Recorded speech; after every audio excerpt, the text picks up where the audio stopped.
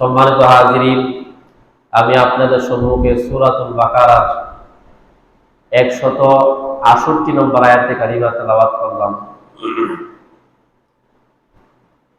আয়াত খানাকে সামনে রেখে আজকে আমরা যে বিষয়টা নিয়ে আলোচনা করব সেটি হলো হালাল উপার্জন। আমাদের উপার্জন যে আমরা করব, আমাদের রিজিক আমরা যে অন্বেষণ করব, আমাদের এই পদ্ধতিটা যেন হালাল পদ্ধতি হয়। কারণ হলো হালাল খাওয়া এটা আল্লাহ তাআলার নির্দেশ। আল্লাহ তাআলা নির্দেশ করছেন, আদেশ করছেন হালাল রিজিক ভক্ষণ করার জন্য।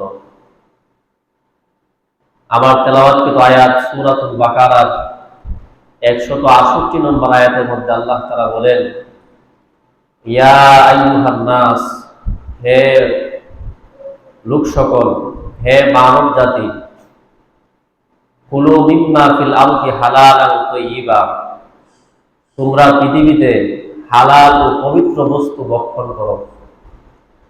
ওয়ালা তাত্তাবিউ খুতুওয়াতিশ শাইতান, আর শয়তানের পদঙ্ক অনুসরণ করিও না।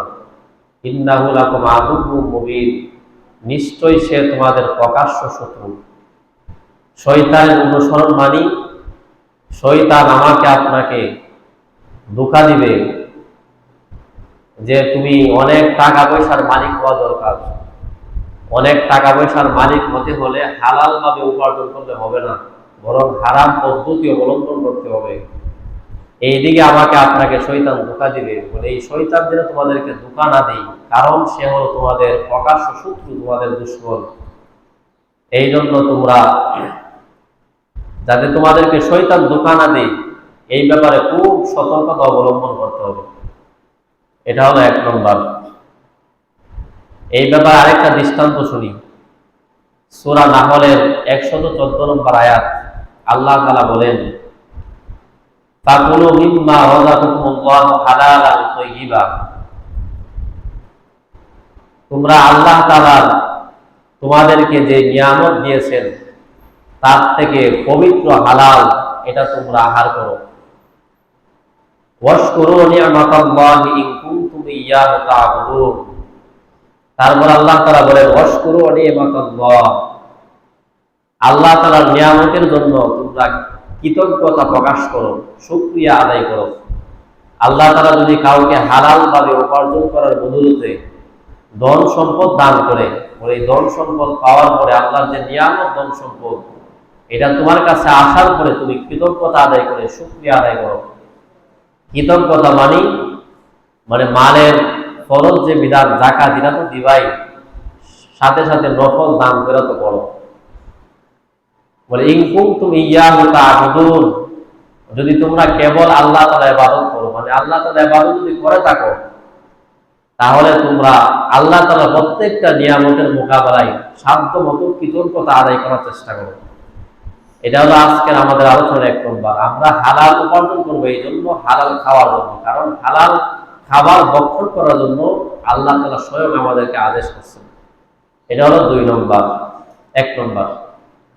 2 নম্বর হারাম উপার্জন, এই ব্যাপারে কয়েকটা কথা। সূরাতুল ইউনূসের 59 নম্বর আয়াতের মধ্যে আল্লাহ তাআলা বলেন, কুল আরাইতুম মা আনজালাল্লাহু লাকুম মিন রিজকিন, কুল, হে নবী আপনি তাদেরকে বলেন, মা আনজালাল্লাহু আলাইকুম মিন রিজকিন, আল্লাহ তাআলা তোমাদেরকে যে রিজিক দান করেছেন, তোমাদেরকে যে সম্পদ দান করেছেন, ফাজআলতুম মিনহু হারামান ওয়া হালালা, তোমরা কি এর কিছু হালাল আর কিছু হারাম এগুলা কি করো?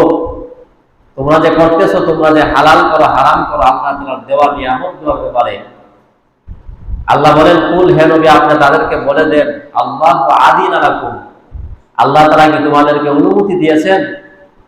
তোমাদেরকে কি এই অধিকার আল্লাহ তাআলা দিয়েছেন কিনা হালাল হারাম করার জন্য?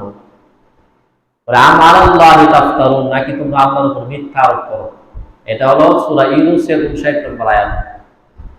এটা হলো 1 নম্বর দৃষ্টান্ত। দৃষ্টান্ত নম্বর 2, কিতাবের নাম বুখারী শরীফ। এই বুখারী শরীফের 2059 নম্বর হাদিসের বর্ণনা। এই বর্ণনার মধ্যে আছে নবীজি বলেন যে একটা জামানা আসবে, একটা সময় আসবে যখন মানুষের তোয়াক্কা করবে না, একটা সম্পদ তার কাছে আসুক, একটা টাকা তার কাছে আসুক, কিভাবে আসছে এই ব্যাপারে কোনো খেয়াল করবে না, বরং আসলেই হইল। এরকম একটা জামানা আসবে, বলে জামানাটা আসে নাই, বরং এসে গেছে, চলতেছে বর্তমানে। বর্ণনাকারী হযরত আবু হুরায়রা রাদিয়াল্লাহু তাআলা ওনার বর্ণনা, আন-নবী রাদিয়াল্লাহু তাআলা আনিন নবী সাল্লাল্লাহু আলাইহি ওয়া আলিহি ওয়াসাল্লাম قال, আল্লাহর নবীর সাহাবা হযরত আবু হুরায়রা রাদিয়াল্লাহু তাআলা নবী করিম সাল্লাল্লাহু আলাইহি ওয়াসাল্লাম থেকে বর্ণনা করেন, নবীজি বলেন, ইয়াতি আলান নাসি জামান, এমন একটা যুগ আসবে, এমন একটা জামান আসবে, লা ইউবালিল মারউ মা খাযা মিনহু ওয়া মিনাল হালাল ওয়া মিনাল হারাম। মানুষগুলা কোনো পরোয়া করবে না। যখন মানুষগুলা পরোয়া করবে না, সে কিভাবে তার সম্পদগুলা সে অর্জন করছে, কিভাবে সম্পদগুলা কামাই করতেছে, আমিনাল হালালি আমিনাল হারাম, এটা কি হালাল ভাবে হইতেছে নাকি হারাম ভাবে, হালাল ভাবে হইতেছে না হারাম ভাবে হইতেছে, এই ব্যাপারে মানুষগুলা কোনো তোয়াক্কা করবে না, পরোয়া করবে না, কোনো পরোয়া করবে না। টাকা আসলে হইল, আমার সম্পদশালী হইল, আমি ধনী হইলেই হইল, টাকা কিভাবে আসতেছে, কেমনে আসতেছে, হালাল ভাবে না হারাম ভাবে, এই ব্যাপারে কোনো মানুষের তোয়াক্কা করবে না। নবীজি বলে, লা ইউবালিল মারউ মা আখাযা মিনহু আমিনাল হালালি আমিনাল হারাম। এটা 2 নম্বর দৃষ্টান্ত। দৃষ্টান্ত নম্বর 3, অতিরিক্ত সম্পদ, দ্রুত সম্পদের মালিক হওয়ার জন্য হালাল হারাম পন্থা অবলম্বন করা নিষেধ। এটা করা যাবে না, বরং আল্লাহ তাআলা আপনাকে আমাকে যে সম্পদগুলো দান করবেন, এই সম্পদগুলো আমরা আপনার নিকট আসবে, আপনি হালাল ভাবে করলেও আসবে, হারাম ভাবে করলেও আসবে। সুতরাং পুরো জ্ঞানী মানুষের জন্য, চালাক মানুষের জন্য এটা উচিত না যে হারাম পন্থা অবলম্বন করা। কিতাবের নাম তাখরিজ ও শরহ সুন্নাহ, 4113 নম্বর হাদিসের বর্ণনা। বর্ণনাকারী হযরত আব্দুল্লাহ ইবনে মাসউদ রাদিয়াল্লাহু তাআলা আন আব্দুল্লাহ ইবনে মাসউদ রাদিয়াল্লাহু তাআলা قال قال رسول الله صلى الله عليه وآله وسلم, আল্লাহর নবী সাহাবা হযরত আব্দুল্লাহ ইবনে মাসউদ রাদিয়াল্লাহু তাআলা বর্ণনা, তিনি বলেন, রাসূলুল্লাহ সাল্লাল্লাহু আলাইহি ওয়াসাল্লাম বলেছেন, ইয়া আইয়ুহান নাস, হে লোক সকল, লাইসা মিন শাইইন তাকাররাবু ইলাল জান্নাহ ওয়া ইউবাইদুকুম মিনান নার। নবীজি বলেন যে আমি তোমাদেরকে এমন বিষয়ে তোমাদেরকে নির্দেশ করতেছি, ইল্লা ক্বাদ আমারতুকুম বি, আমি জনাব রাসূলুল্লাহ সাল্লাল্লাহু আলাইহি ওয়াসাল্লাম তোমাদেরকে এমন বিষয়ে নির্দেশ দিয়েছি, এমন বিষয় তোমাদেরকে নির্দেশ দিয়েছি, যে বিষয়গুলোকে তোমাদেরকে তাকাররাবু মিনাল জান্নাহ, তোমাদেরকে জান্নাতের নিকটবর্তী করে দেব, ওয়াইকুম মিনান নার, এবং জাহান্নাম থেকে তোমাদেরকে দূরে সরায় দেয়, তোমাদেরকে দূরে নিয়ে যায়। ওই বিষয়গুলো সম্পর্কে আমি জনাব রাসূলুল্লাহ সাল্লাল্লাহু আলাইহি সাল্লাম তোমাদেরকে নির্দেশ প্রদান করেছি। তারপর নবীজি বলেন, ওয়ালাইসা শাইউন তাকাররাবুকুম মিনান নারি ওয়া ইউবাইদুকুম মিনাল জান্নাহ ইল্লা ক্বাদ নাহাইতুকুম আনহু, আমি তোমাদেরকে এই সমস্ত বিষয় সম্পর্কে নিষেধ করেছি, যেই বিষয়গুলো তোমাদেরকে জাহান্নামের নিকটবর্তী করে দেয়, জাহান্নাম থেকে দূরে সরায় দেয়, জাহান্নামের নিকটবর্তী করে দেয়, জান্নাত থেকে দূরে সরায় দেয়, ওই বিষয়গুলো থেকে আমি জনাব রাসূলুল্লাহ তোমাদেরকে নিষেধ করেছি। এমন বিষয় সম্পর্কে তোমাদেরকে আদেশ করেছি, যেই বিষয়গুলো তোমাদেরকে জান্নাতের তাকাররাবুকুম ইলাল জান্নাহ ওয়া ইউবাইদুকুম মিনান নার, জান্নাতের নিকটবর্তী করে দেয়, জাহান্নাম থেকে দূরে সরায় দেয়। এমন বিষয় সম্পর্কে নাহাইতুক মানহু, এমন বিষয় সম্পর্কে নিষেধ করেছি, যেই বিষয়গুলো তোমরা যদি ফলো করো, মানো, নিজের জীবনে বাস্তবায়ন করো, তাহলে ওই বিষয়গুলো তোমাদেরকে জাহান্নাম থেকে দূরে সরায় দেয় এবং জান্নাতের নিকটবর্তী করে দিবে। আর এমন বিষয় সম্পর্কে নিষেধ করেছি, এইগুলো না করলে তোমরা নিজেদেরকে জাহান্নাম থেকে হেফাজত করতে পারবা। তারপর নবীজি বলেন, ওয়া ইন্না রূহাল আমিনা ওয়া ফি রাওয়ায়াতি ওয়া ইন্না রূহাল কুদুস, নবীজি বলেন নিশ্চয়ই রুহুল আমিন, অন্য মনে আছে রুহুল কুদুস মানে জিবরাইল আলাইহিস সালাম, নাফাসা ফি রূহি, আমার অন্তরের মধ্যে অবতীর্ণ করেছে, আন্না নাফসাল তামুতা হাত্তা তাস্তাকমিলা রিজকাহা,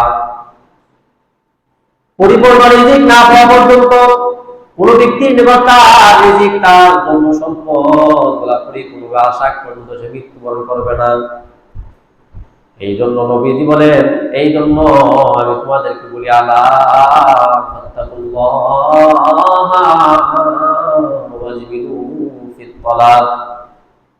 অতএব তোমরা আল্লাহ তাআলাকে ভয় করো, সম্পদ উপার্জনের ক্ষেত্রে মধ্যম পন্থা অবলম্বন করো। যেহেতু তোমার জন্য নির্ধারিত সম্পদটা তোমার কাছে পৌঁছার আগ পর্যন্ত রিজিকটা না আসা পর্যন্ত তুমি ইন্তেকাল করবে না। এই জন্য রিজিক অন্বেষণ করার ক্ষেত্রে, ব্যবসা বাণিজ্যের ক্ষেত্রে, সম্পদ উপার্জন করার ক্ষেত্রে আল্লাহ তাআলাকে ভয় করো। আত্তাকুল্লাহ ওয়াজমিনু ফিত তালাব, এবং মধ্যম পন্থা অবলম্বন করো। তারপর জনাব রাসূলুল্লাহ বলেন, ওয়ালা ইয়াহসিবান্নাকুমুল ইসতিমতাউ রিজকি আন তাতলুবুহু বিমাসিল্লাহ, এমন যেন না হয় রিজিক আসতে, তোমার সম্পদ আসতে দেরি হয়ে এরকম ভাবে অধৈর্য হয়ে তুমি আল্লাহ তাআলার অবাধ্যতা গ্রহণ করো, মানে সুদের খাতায় নাম লেখায় দাও, ঘুষের খাতায় নাম লেখায় দাও, হালাল উপার্জনের ক্ষেত্রে নিজের নামটা হারামদের খাতায় লেখাই দাও, এরকম যেন না হয়। বলে বিমাসিল্লাহ, আল্লাহ তাআলার অবাধ্যতার মধ্যে নিজেকে জড়াইব না। বলে কেন? বলে ফাইন্নাহু লা ইউদরিকু মা ইনদাল্লাহি ইল্লা বিতাআ, আল্লাহ তাআলার নিকট তোমার জন্য যে সম্পদটা নির্ধারণ করা, ওই সম্পদটা আল্লাহ তাআলার আনুগত্য ব্যতীত তুমি পাইবা না, তোমার কাছে আসবে না। এই জন্য আল্লাহ তাআলার আনুগত্য, তার হুকুমের দিকে খেয়াল রেখে চলতে থাকো। যে রিজিকটা আল্লাহ তোমার জন্য নির্ধারণ করে রাখছে, ওই রিজিকটা তোমার মৃত্যুর আগে হলেও তোমার কাছে রিজিকটা আসবে। বলে মৃত্যুর আগ মুহূর্তে হলেও তোমার কাছে সম্পদটা আসবে, এই রিজিকটা আসবে, যেটা আল্লাহ তোমার জন্য নির্ধারণ করে রাখছে। সুতরাং এদিক সেদিক আপ্যায় কোনো লাভ নাই। বলে আপনি যতই চেষ্টা করতে থাকেন, আল্লাহ যা নির্ধারণ করে রাখছে, বলে আন্না নাফসাল্লাহ তামুতা হাত্তা একজন মানুষের জন্য, প্রত্যেকের জন্য যে রিজিকটা আল্লাহ নির্ধারণ করে রাখছে, ওই রিজিকটা আসার আগ পর্যন্ত সে মরবে না। সুতরাং এত পেরেশানি হওয়ার দরকার নাই, হালাল ভাবে উপার্জন করে থাকো। আল্লাহ তাআলা তোমার জন্য যা নির্ধারণ করে রাখছে, এটা তোমার মৃত্যুর আগ মুহূর্তে হলেও তোমার কাছে এটা আসবে। এটা হলো 3 নম্বর দৃষ্টান্ত। 4 নম্বর, অতিরিক্ত লোভ মানুষের মধ্যে থাকলে এই লোভটা মানুষকে হারামের দিকে ধাবিত করে। অল্প সময়ের মধ্যে অনেক টাকার মালিক হয়ে যাবে, এই যে একটা লোভ, টাকা পয়সার লোভ, এই টাকা পয়সার লোভ মানুষকে হারামের মধ্যে লিপ্ত করে ফেলে। এই জন্য এই ক্ষেত্রে সতর্কতা অবলম্বন করা, অনেক লোভী না হওয়া। এই জন্য বেশি বেশি দোয়া করা, আল্লাহ আমাদেরকে তারেকে দুনিয়া বানায় দেন, দুনিয়া বিমুখ বান্দা বানায় দেন, আখিরাত মুখী কাজ করা তৌফিক দেন। এই দোয়া বেশি বেশি করা। বলে একটা কিতাব আছে তিরমিজি শরীফের 2367 নম্বর হাদিসের বর্ণনা। এই বর্ণনার মধ্যে আসছে, বর্ণনাকারী হযরত কাব ইবনে মালিক আল আনসারী রাদিয়াল্লাহু তাআলা ওনার বর্ণনা। উনি ওনার বাবার থেকে বর্ণনা করেন। ওনার বাবা বলেন, ওয়া রাসূলুল্লাহ সাল্লাল্লাহু আলাইহি ওয়া আলিহি ওয়াসাল্লাম, হযরত কাব ইবনে মালিক আল আনসারী রাদিয়াল্লাহু তাআলা ওনার বাবার থেকে বর্ণনা। বাবা বলেন, জনাবে রাসূলুল্লাহ সাল্লাল্লাহু আলাইহি ওয়া আলিহি ওয়াসাল্লাম বলেন, মা দিবানি জায়ানি, যদি দুইটা নেকড়ে বাঘকে, যদি দুইটা জংলা দুইটা নেকড়ে বাঘকে উরসিলাফি ওয়ানামিন, ওরা একটা ছাগলের বেড়ার মধ্যে, কোন একটা ছাগলের পালের মধ্যে যদি ছেড়ে দেওয়া হয়, ছেড়ে দেওয়ার পর মিনহির সিল মারঈ আলা মালি ওয়া শারাফি দিনিহি, এই পরিমাণ ধ্বংস করবে না, এই পরিমাণ ক্ষতি সাধন করবে না, যেই পরিমাণ একজন মানুষকে সম্পদ এবং প্রতিপত্তির লোভ মানুষকে ধ্বংস করে দিনিহি, তার ধর্মের মধ্যে একজন মানুষের সম্পদের লোভ, একজন মানুষের প্রতিপত্তির লোভ, ক্ষমতার লোভ, একজন মানুষের সিংহাসনের লোভ, একজন মানুষের দল বড় করার লোভ, এই যে একজন সম্প্রদায়ের মধ্যে একটা মানুষের এই পরিমাণ যে কষ্ট করে, পরিমাণ যে ধ্বংস সাধন করে, যে পরিমাণ ধ্বংস করে, এর থেকে কম ধ্বংস দুইটা নেকড়ে বাকি একটা ছাগলের বেড়ার মধ্যে, ছাগলের পালের মধ্যে ছাড়লে এই পরিমাণ ধ্বংস করতে পারে না। কথা এক জায়গার মধ্যে অনেকগুলো ছাগল, বকরি, বেড়া, এই বেড়াগুলোর মাঝখানে দুইটা নেকড়ে বাঘকে রাইখা দিছে। রাইখা দেওয়ার কারণে এই নেকড়ে বাঘগুলা এই ছাগলের জন্য যতটুকু ক্ষতি করবে, মানে বেশিক্ষণ সময় লাগবে না এই ছাগলগুলাকে সাবাল করতে, খাইতে, বলে এর থেকে বেশি ক্ষতি করে, ধ্বংস করে। মানুষের মধ্যে দুইটা খারাপ অভ্যাস, এক হলো সম্পদের লোভ, এক হলো প্রতিপত্তির লোভ। এই দুই লোভ থেকে আল্লাহ তাআলা আমাদের সবাইকে হেফাজত করুন। আপনি একটু চিন্তা করেন, সম্পদের লোভের কারণে, এই ক্ষমতার লোভের কারণে মানুষকে খুন করে, মানুষ হিংস্র জানোয়ারের মতো হত্যা করে ফেলে, সম্পদ প্রতিপত্তির লোভের কারণে। আল্লাহ আমাদের সবাইকে এই সম্পদ এবং প্রতিপত্তির লোভ থেকে আল্লাহ হেফাজত করুন। এটা হলো 4 নম্বর। এটা 2 নম্বর বিষয়ের মধ্যে 4টা উদাহরণ দিলাম। এটা 3 নম্বর বিষয়। 3 নম্বর বিষয় এটা হলো যে উপার্জন সম্পর্কে আল্লাহ তাআলা কিয়ামতের দিন আমাকে আপনাকে জিজ্ঞাসা করবেন যে আমি কিভাবে সম্পদ উপার্জন করছি, এই সম্পর্কে আল্লাহ জিজ্ঞাসা করবেন। কিতাবের নাম তিরমিজি শরীফ, তিরমিজি শরীফের 2416 নম্বর হাদিস। বর্ণনাকারী ইবনে মাসউদ রাদিয়াল্লাহু তাআলা। আর ইবনে মাসউদ রাদিয়াল্লাহু তাআলা আন নবী সাল্লাল্লাহু আলাইহি ওয়াসাল্লাম قال, ইবনে মাসউদ রাদিয়াল্লাহু তাআলা বর্ণনা তিনি জনাব রাসূলুল্লাহ সাল্লাল্লাহু আলাইহি ওয়াসাল্লাম থেকে বর্ণনা করেন, নবীজি বলেন, মা তাজুন আদামিউন আমালা ইয়াউমাল কিয়ামাতি, বনি আদম কিয়ামতের দিন, কিয়ামতের মুহূর্তের মধ্যে মিনিং বিরব্বিহি, তার রবের কাছ থেকে তার আদা কদামিউন, তার উভয় পাইতে সহায়তা পারবে না, হাত্তা সালা আল খামসিন, যতক্ষণ পর্যন্ত 5টা প্রশ্নের সম্মুখীন না হবে। আল্লাহর পক্ষ থেকে 5টা প্রশ্ন, না 5টা প্রশ্নের জবাব না দেওয়া পর্যন্ত বনি আদম তার 2 পাওকে সরাইতে পারবে না। মিন বিরব্বিহি, তার রবের সাথ থেকে, তার রবের সামনে থেকে। 1 নম্বর প্রশ্ন আল্লাহ তাআলা করবেন, আল-উমরিহি ফিমা আফনা, 1 নম্বর তার জীবন সম্পর্কে জিজ্ঞাসা করবে, তোমার জীবনটাকে কোন ভাবে ব্যয় করেছো, কোন ভাবে অতিবাহিত করেছো। এটার প্রশ্নের জবাবটা না যে বনি আদম তার পাওকে আল্লাহর সামনে থেকে সরাইতে পারবে না। 2 নম্বর জনাব রাসূলুল্লাহ সাল্লাল্লাহু আলাইহি ওয়াসাল্লাম বলেন, আন শাবাবিহি ফিমা আবলা, আল্লাহ তাআলা প্রশ্ন করবেন, তুমি তোমার যৌবনকালকে কিভাবে অতিবাহিত করেছো, কিভাবে বিনষ্ট করেছো, এই সম্পর্কে আল্লাহ তাআলা বনি আদমকে জিজ্ঞাসা করবেন। তোমার যৌবনকালটাকে তুমি কিভাবে ব্যয় করেছো, কিভাবে তুমি যৌবনকালটাকে তুমি বিসর্জন করেছো, এটা সম্পর্কে জিজ্ঞাসা করবেন। 3 নম্বর জনাব রাসূলুল্লাহ সাল্লাল্লাহু আলাইহি ওয়াসাল্লাম বলেন, আন-নারিহি মিন আইনা ইকতাসাবহু, সম্পদ সম্পর্কে জিজ্ঞাসা করবেন, তুমি কিভাবে তোমার সম্পদগুলোকে উপার্জন করছো, কোন খাতে সম্পদগুলোকে উপার্জন করছো, কিভাবে কোন পদ্ধতিতে অর্জন করেছো সম্পদগুলা। 4 নম্বর নবীজি বলেন, রফিমা আফনাহু, এবং কোন খাতে তুমি সম্পদগুলোকে ব্যয় করেছো এই সম্পর্কে জিজ্ঞাসা করবে। 5 নম্বর নবীজি বলেন, তারপর আল্লাহ তাআলা জিজ্ঞাসা করবেন, ওয়াফিমা আমিলা ফিমা আলিমা, ইদা ফিমা আমিলা ফিমা আমিলা, তুমি যেই বিষয়গুলো জানা বিষয়ে কতটুকু আমল করেছো এই সম্পর্কে আল্লাহ জিজ্ঞাসা করবে। মানে 5টা প্রশ্ন করার আগ পর্যন্ত, হাত্তা ইসআল আন খামসিন, এই 5টা প্রশ্ন করার আগ পর্যন্ত বনি আদম কেহ সামান্য পরিমাণ আল্লাহর সামনে থেকে তার 2 পাকে সরাইতে পারবে না। মানে 5টা প্রশ্ন উত্তর দেওয়ার পর সামনে প্রশ্ন হতে হবে। এই 5টা প্রশ্ন, এর মধ্যে একটা আছে এটা যে আল্লাহ তাআলা জিজ্ঞাসা করবে, মিন আইনা ইকতাসাবু, তুমি তোমার মাল সম্পর্কে জিজ্ঞাসা করবে, আন মালিহি, তার মাল সম্পর্কে জিজ্ঞাসা করবে যে তুমি কোন ভাবে, কোন পদ্ধতিতে তুমি মাল অর্জন করছো, তুমি সম্পদ জমা করছো, এই সম্পর্কে আল্লাহ জিজ্ঞাসা করবে। এটা হলো 3 নম্বর। 4 নম্বর যে বিষয় এটা হলো যে আমরা অনেক সময়, আমরা অনেকেই এই যে সম্পদের লোভ, সম্পদ অর্জন করা যায় একটা প্রতিযোগিতা, এই প্রতিযোগিতা আমাকে আপনাকে এরকম ভাবে অমানুষ হিসাবে অমানুষ বানায় ফেলে, অমানুষের মতো আমরা হয়ে যাই এই সম্পদ উপার্জন করাটা, সম্পদ উপার্জনের পিছনে পড়াটা। এই ক্ষেত্রে এইভাবে নিজেদেরকে সতর্ক করতে হবে আপনি সম্পদ উপার্জন করতেছেন, আপনি ব্যবসা করেন, আপনার ব্যবসাটা ছোট হোক, আপনার উপার্জনের রাস্তাটা পদ্ধতিটা ছোট হোক, সমস্যা নাই, কিন্তু এটা যেন হালাল পদ্ধতিতে হয়, এই দিকে খেয়াল রাখতে হবে।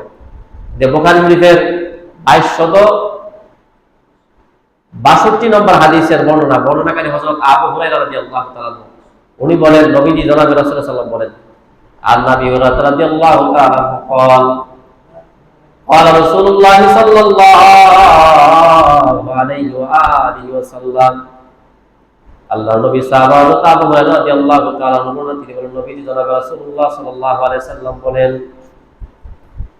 নবীজি মা বাআল্লাহু নাবিয়ান ইল্লা আল গনাম, আল্লাহ তাআলা এমন কোন নবীকে আল্লাহ তাআলা দুনিয়াতে প্রেরণ করা নাই যেই নবী মেষ চড়ায় নাই, বকরি চড়ায় নাই, ছাগল চড়ায় নাই, মানে সব নবীরা মেষ, ছাগল, বকরি এগুলা চড়াইছে মাঠে। ফাকাল আসহাবুহু, নবীজি একজন সাহাবা প্রশ্ন করলেন, ওয়া আনতা ইয়া রাসূলুল্লাহ, আপনিও কি মেষ, ছাগল, বকরি এগুলা চড়াইছেন? ফাকাল, নবীজি বললেন, কুনতু আরাহা আলা কওয়ালি কলি আহলি মাক্কাহ, আমি মক্কার অধিবাসীদের ছাগল অল্প টাকার বিনিময়ে মক্কার ছাগলগুলো আমি নবীজি চড়াইতাম। অল্প কিরাত মানে টাকা, মুদ্রার বিনিময়ে আমি মক্কাবাসীদের ছাগল, বকরি, বেড়া এগুলো আমি চড়াইছি অল্প টাকার বিনিময়ে। নবীজি বলেন, মা বাআসাল্লাহু নাবিয়ান, আল্লাহ কোন নবীকে প্রেরণ করে নাই ইল্লা আল গনাম, যেই নবী বকরি, ছাগল, মেষ চড়াই নাই, মানে সব নবীরা কর্ম করে গেছে। এই যে মেষ, বকরি চড়ানো আমাদের কাছে এটা একবার নরমাল একটা বিষয়। নবীজি বুঝাইতে চাই, তোমার ব্যবসায়িক পদ্ধতি যতই নরমাল হোক না কেন, এরপরে যেন হারামের দিকে দাবিত না হোক, এই দিকে তোমার খেয়াল রাখতে হবে, খেয়াল রাখা। আল্লাহ তাআলা আমাদের সবাইকে এই বিষয়টা মাথায় রাখার তৌফিক দান করুন। এটা হলো গেল আমাদের 4 নম্বর। 5 নম্বর যে বিষয়, এটা হলো বুখারী শরীফের 3842 নম্বর হাদিস, হযরত আম্মা জান আয়েশা সিদ্দিকা রাদিয়াল্লাহু তাআলা আনহার বর্ণনা। উনি ওনার বাবার কথা বলতেছেন। ওনার বাবা হযরত সিদ্দিক আকবর রাদিয়াল্লাহু তাআলা, উনি কেমন মানুষ ছিলেন, হালালের ক্ষেত্রে হারাম থেকে বেঁচে থাকার জন্য ওনারা কতটুকু জান প্রাণ দিয়ে চেষ্টা করতেন, এটা একটা আশ্চর্য একটা ঘটনা। বুখারী শরীফের 3842 নম্বর হাদিস, আম্মা জান আয়েশা সিদ্দিকা রাদিয়াল্লাহু তাআলা তিনি বলেন, আন আয়েশা সিদ্দিকা রাদিয়াল্লাহু তাআলা ক্বালাত, আম্মা জান আয়েশা সিদ্দিকা রাদিয়াল্লাহু তাআলা তিনি বলেন, কানা লি আবি বকর গোলামুন, আমার বাবা হযরত আবু বকর সিদ্দিক রাদিয়াল্লাহু তাআলা একজন গোলাম ছিল, ইফরিজুল খারাজি, ওই গোলাম তার জন্য কর নির্ধারণ করা থাকতো, প্রতিদিনের কর নির্ধারণ থাকতো, প্রতিদিন এত এত টাকা তুমি আমার কাছে দিতে পারো, আমার কাছে পরিশোধ করতে পারো, নির্দিষ্ট একটা তারিখের মধ্যে তোমাকে আজাদ করে দেওয়া হবে, এমন একজন গোলাম আবু বকর সিদ্দিক রাদিয়াল্লাহু তাআলা ছিল। বলে আবু বকর সিদ্দিক রাদিয়াল্লাহু তাআলা, ওয়া কানা আবু বকর ওয়া কানা আবু বকর ইয়াকুলু মিন খারাজিহি, ওই তার জন্য প্রতিদিন যে নির্ধারিত কর ছিল, ওই কর থেকে আবু বকর রাদিয়াল্লাহু তাআলা মাহার করতো, ভক্ষণ করতো, খাবার খেত। প্রতিদিন ওই গোলামকে জিজ্ঞাসা করতো, আজকে কিভাবে উপার্জন করলাম? গোলাম বলতো, উনি তার টাকা দিয়ে, তার টাকা হালাল মনে হইতো, সবসময় হালাল ভাবে উপার্জন করতো, তো উনি খাইতেন। বলে একদিন খাবার নিয়ে আসছে, বলে ফাজা ইয়াওমান, ওই গোলামটা একদিন আসতো, বিষয়হীন, কোনো খাবার নেই, খাবার নিয়ে ওনার সামনে আসছে। আসার পরে ফাকালাহু আবু বকর, আবু বকর ওই খাবারগুলা খেয়ে গেছে। খাওয়ার পর ফাকালাহু গোলাম, তার গোলাম তাকে বলল, আবু বকর সিদ্দিক রাদিয়াল্লাহু তাআলা গোলাম আবু বকর সিদ্দিক রাদিয়াল্লাহু তাআলা বললেন, আতাদরি মা হাদা, আপনি কি জানেন এটা কিভাবে উপার্জন করছি? সিদ্দিক আকবরকে প্রশ্ন করছে। ফাকালা, আবু বকর সিদ্দিক রাদিয়াল্লাহু তাআলা বললেন যে ওমা হুয়া, তুমি এটা কিভাবে উপার্জন করছো? গোলামকে জিজ্ঞাসা করছে। তখন গোলাম বলতেছে যে জাহিলিয়াতের যুগে আমি একজন মানুষের বর্ণনা করছিলাম, একজন মানুষের হাত দেখে বলে দিয়েছিলাম যে তোমার এমন এমন বিপদ হতে পারে, এমন এমন কল্যাণ হতে পারে। ওই মানুষটার সাথে এতদিন পর আমার, জাহিলিয়াতের যুগের পরে অনেক সময় পর আমার সাক্ষাৎ হয়েছে আজকে। ওই মানুষটা আমাকে হাদিয়া দিছে, বলে আমি জ্যোতির্বিদ্যা পারতাম না, এমনি বানায়, এই যে গণক, আমরা অনেকে দেখবেন রাস্তার পাশে গণক বসা থাকে বিভিন্ন টিয়া বাকি নিয়ে, অনেকে এটা দেখা, আবার অনেকে হাত দেখালে অনেকে বলে। এই সম্পর্কে আলোচনা সামনে আসতেছে, তাদের ভয়াবহতা সম্পর্কে। বলে যে আমি এটা করছিলাম, পারতাম না, এমনি করছি আর কি, এমনি। অনেক সময় আছে দেখেন, মহিলারা বেশিরভাগ বন্ডদের ভক্ত এই জন্য হই। একজন বন্ডের কাছে গেছে, এই বন্ড কি এর, তার তো বিসমিল্লাহ হালাল হারাম পবিত্র অপবিত্র সম্পর্কে ধারণা নাই, এমনি একটা ফু দিয়ে দিছে, বাস কাজ হয়ে গেছে আর কি। তখন দেখবেন তার ভক্ত দিন দিন বেড়ে যায়, তার দরবারে বৎসরে নির্ধারিত একটা সময়ে গরু ছাগল মহিষ বেড়ে যায়, একটা বেদাতের প্রতিষ্ঠা, বেদাতের একটা সইচার লাভ হয়ে যায়। এইটা হঠাৎ ওই ব্যক্তিরা বলতেছে, আমি হঠাৎ ফু দিছিলাম, কাজ হয়ে গেছে, ওই মানুষটা আমাকে হাদিয়া দিছে, ওই হাদিয়াটা আপনার কাছে আনছি, এটা আপনি খাইছেন। হাদিসের মধ্যে শেষের দিকটা আসছে, বলে ফাদ খালা আবু বাকরিন, আবু বকর সিদ্দিক রাদিয়াল্লাহু আনহু তার হাতকে ভিতরে ঢুকাইছেন। শোনা মাত্রই, কথাটা যখন শুনছেন, আবু বকর সিদ্দিক ফাদ খালা আবু বাকরিন ইয়াদাহু, আবু বকর সিদ্দিক তার হাতকে ভিতরে ঢুকাইছেন। ফাকরা কুল্লা শাইইন ফি বাতনিহি, তার পেটের মধ্যে যা কিছু আছে সবগুলা ভূমি করে বাইর করে দিয়েছে। বলে 1 টাকা একটা অংশ, এমনিতে মাসালা হলো, একজন আপনি জানেন না, একজনের বাড়িতে আপনি গেছেন, যাওয়ার পর আপনাকে হারাম খাওয়াইছে, আপনি জানেন না, এটা ব্যক্তি সার অফার। কিন্তু আবু বকর সিদ্দিক যাতে এইদিকে কত সতর্ক, এই খাবারটা ভিতরে চলে গেছে, উনি তো ইচ্ছা করলে পারতো, তওবা করতো বা অন্য কোনো পন্থা অবলম্বন করতো, কিন্তু এটা না করে সাথে সাথে ফাদ খালা আবু বাকরিন ইয়াদাহু, আবু বকর তার হাতকে ভিতরে ঢুকাই দিছে, ভিতরে যা কিছু সব বাইরে করে দিছে। এটা হলো সাহাবীওয়ালা, এটা হলো সাহাবী। এই জন্য উনি ইসলামের প্রথম খলিফা, ওনাকে মুসলমান বলে। আমাদের হালাল হারামের কোনো বাস বিচার নাই, খাবার সামনে আসছে, একজন আমাদেরকে খাওয়াইতেছে, বাস খাবার খেয়ে ফেলে। অনেকে দেখবেন তো একটা ছাড় বিনিময়ে একটা বুট একজন অনৈতিক মানুষকে দিয়ে দিছে, একজন খারাপ মানুষকে দিয়ে দিছে, দিয়ে দেওয়ার কারণে ওই মানুষটা এই বুট পাওয়ার পরে, নির্বাচিত হওয়ার পরে যে সমস্ত অপকর্ম করবে, যে সমস্ত খারাপ কাজগুলা করবে, চুরি বাটপারি মানুষের হক মেরে খাবে, প্রত্যেকটার পার্সেন্ট, প্রত্যেকটার অংশ আপনার আমল নামে যোগ হবে। এত সোজা না, সাদা লিপ মনে করেন না। অনেকে মনে করে সাগায় হয়েছে, বাস আমি অল্পকে সাপোর্ট দিয়ে দিলাম। ভোট দেওয়া মানে সাপোর্ট দেওয়া, একটা মানুষকে ভোট দেওয়া মানে তাকে আপনি সাপোর্ট করা, তাকে নির্বাচিত করা, তাকে সত্যবাদী, সে ভালো মানুষ, এই সাপোর্টটা দেওয়া, এই সাক্ষ্যটা দেওয়া। এই জন্য সাক্ষ্য দেওয়ার ক্ষেত্রে সতর্কতা অবলম্বন করা। এখন এই যে গণক সম্পর্কে কিছু কথা শুনি, 3টা কথা শুনো গণক সম্পর্কে।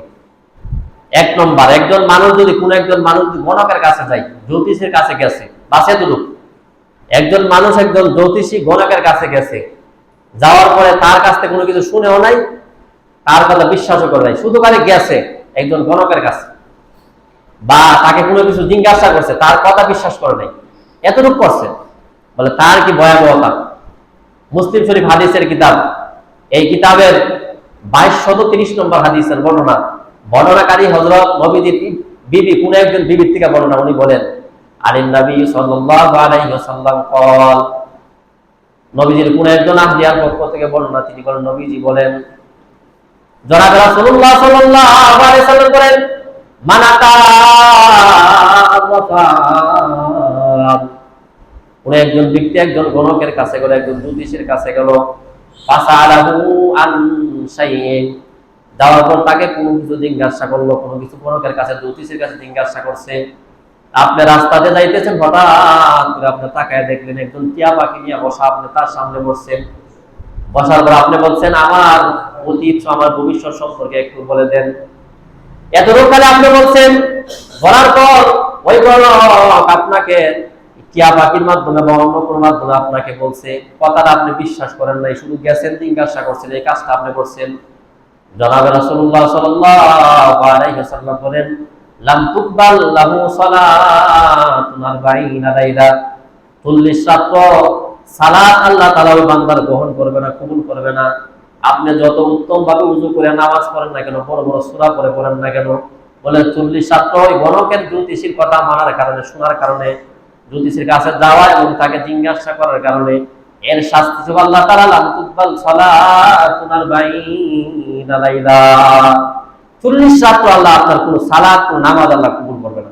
আপনি গেছেন, জিজ্ঞাসা করছেন, বিশ্বাস করেন নাই, এটা একটা। 2 নম্বর, এখন আপনি গেছেন, বিশ্বাস করছেন, কিতাবের নাম আবু দাউদ শরীফের 3904 নম্বর হাদিস, বর্ণনাকারী হযরত আবু হুরায়রা রাদিয়াল্লাহু তাআলা, উনি বলেন, আর নবী রাদিয়াল্লাহু তাআলা قال قال رسول الله صلى الله عليه واله وسلم আল্লাহর নবী জনাব রাসূলুল্লাহ সাল্লাল্লাহু আলাইহি সাল্লাম বলেন, মান আতা কারিহান, একজন মানুষ কোন একজন জ্যোতিষী কোন একজন গণকের কাছে গেল।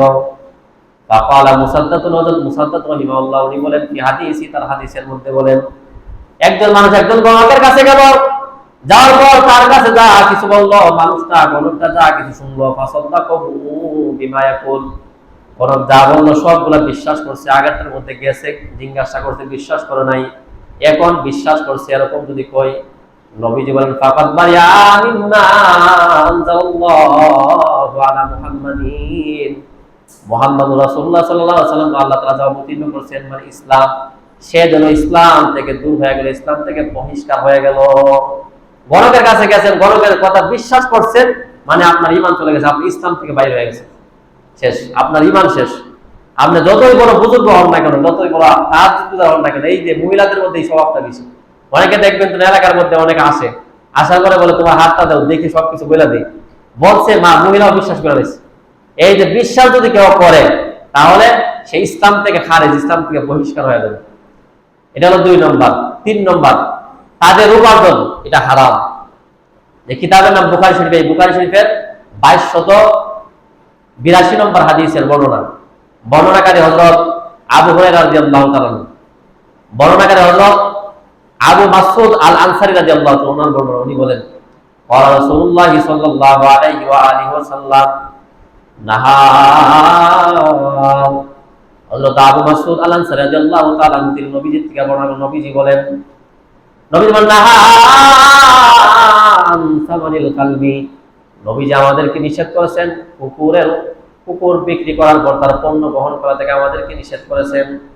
ওয়া মাহরিল বাগী, বেশ্যাদের উপার্জন থেকে নিষেধ করেছেন।